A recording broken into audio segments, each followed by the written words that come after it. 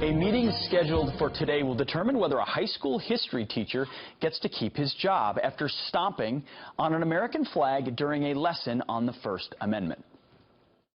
I put the flag on the ground and I take 2 steps with my right foot and I said, this is an example of freedom of speech. There could be other ways to teach the subject.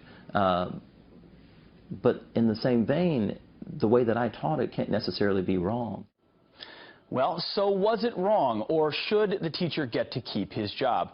Alex Dunn is a student at Massey Hill Classical High School in North Carolina.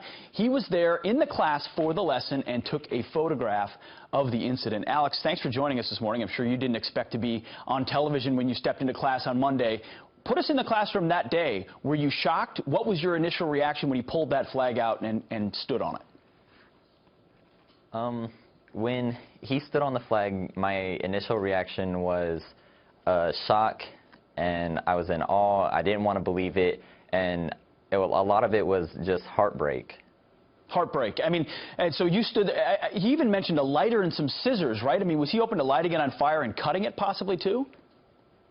I think he was hinting at that he could have done that. Of course, he couldn't have done that in school. But the fact that he stood on top of the flag took it to a whole another level. Sure. I mean, a lot of people think he shouldn't be doing that in school as well. But you took action. You and another classmate did what in response to that? One other classmate walked out, and after I took the pictures, I stood up, picked up the flag, and took the flag to the principal's office. No, I mean, reminiscent of Rick Monday, a lot of people remember him in the outfield grabbing a flag from a protester trying to light it on fire. What did the other students in the class, how did they react? Did they think it was okay? Did they support you? What was the reaction? I would say that the majority of the school, we all understand why he did it. We just don't think he should have taught it that way.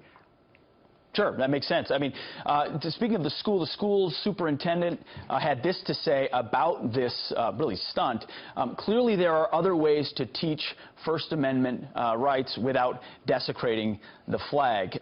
In your mind, I mean, there's some fears amongst parents here that our classrooms are not teaching patriotism or not reinforcing traditional values. Do you feel like, is it cool now to not like America? I mean, other students sort of say, hey, this is fine? I think that it's becoming a norm to not be patriotic, and that's something that I honestly fear. And why do you fear that? Because a country that isn't patriotic about itself is ultimately doomed.